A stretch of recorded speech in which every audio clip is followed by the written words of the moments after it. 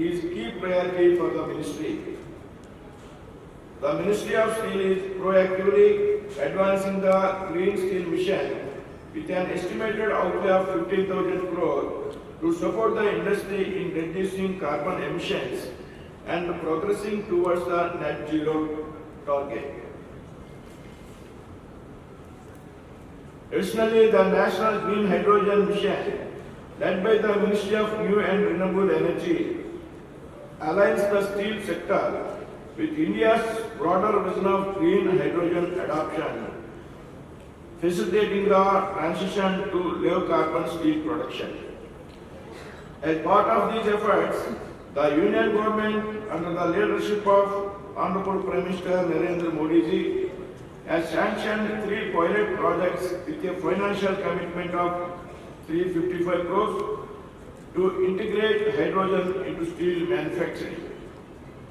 India's steel exports are navigating a complex global landscape shaped by fluctuating demand, economic uncertainties, and stringent trade regulations.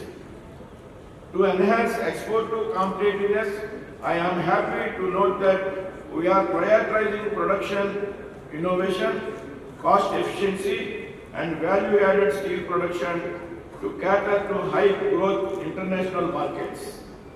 The Ministry of Steel is actively formulating a comprehensive global outlook strategy to enhance the sector's long-term resilience and competitiveness. This strategy focuses on ensuring raw material security, fostering technological advancements, and strengthening trade and investment flows.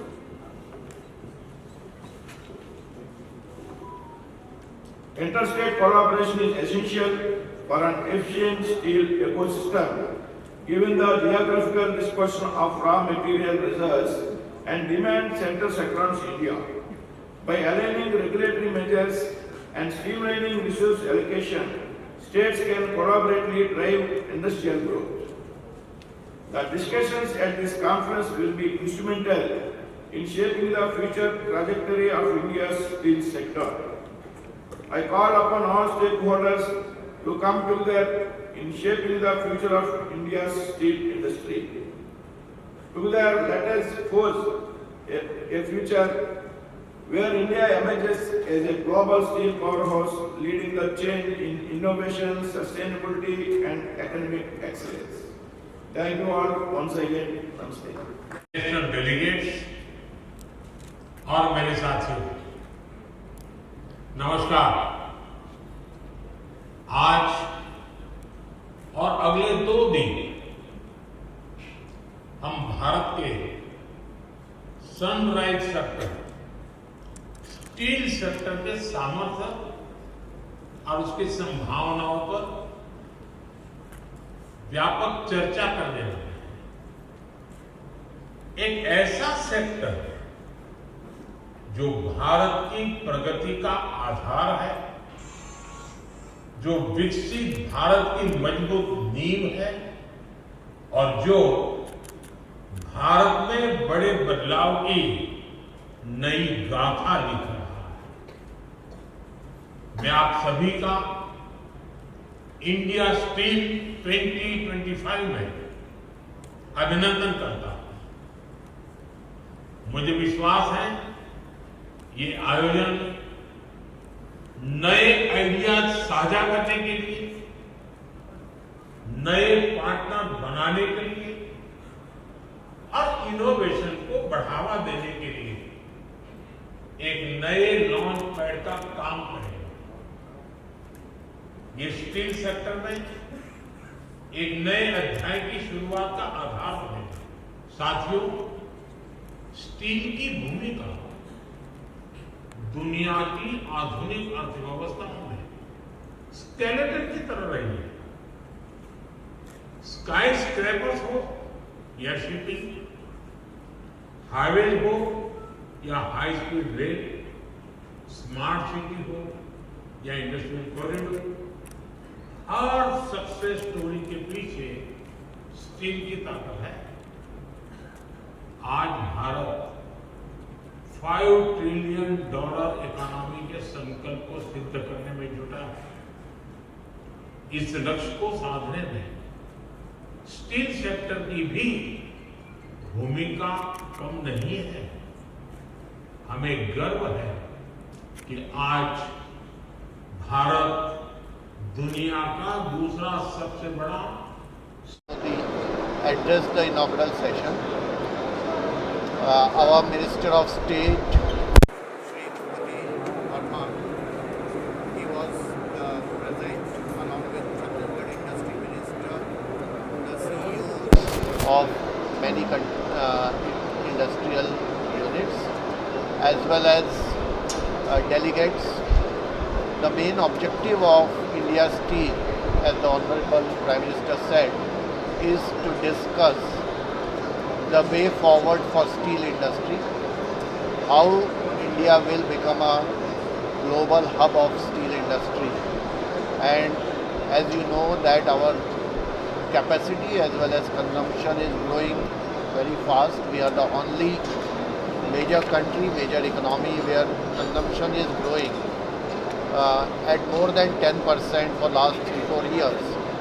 And it is expected to continue because of the continuous push of Government of India on infrastructure development, on technology upgradation. So we want that India's steel platform should be used to discuss that how the capacity will be increased, how quality will be increased, how technology will be upgraded, how specialty steel will be made in India, and also the raw materials, that iron ore, coking coal, manganese, limestone, all of that, how supply chain will be maintained, because steel is one sector where global partnerships are required, are necessary, and it is important that supply chains are maintained for production of steel. So this is the objective, and as you are seeing that with so many delegates from different companies, there are companies from 34 countries participating in this event, and there are many sessions on different topics which will be held for next 3 days. So we are totally confident that this will be a successful event. Thank you. Mr. Minister, Prime Minister has spoken about certain challenges. Prime Minister? Prime Minister has spoken about certain challenges. So what is the government doing on its part to mitigate or to address those challenges concerning the steel industry? Okay. So I will answer that. So basically the Prime Minister talked about the raw material challenge, how to reduce import of raw material. In that area, government is already incentivizing coal gasification so that our import of raw material, especially coking coal, reduces. We are also advising our companies to acquire assets abroad, especially the mining assets, so that our supplies are ensured.